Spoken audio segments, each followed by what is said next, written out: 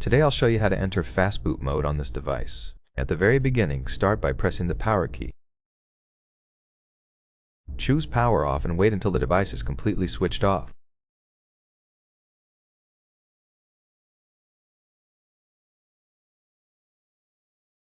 Then use the following combination: power key and volume up. Hold down both keys and release them as soon as Fastboot mode appears.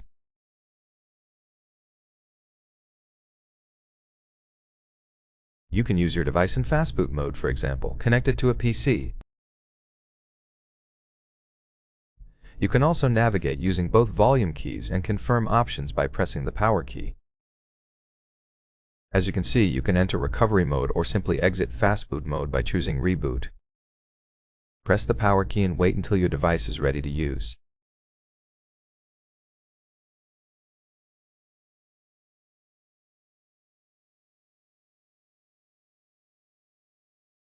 That's it.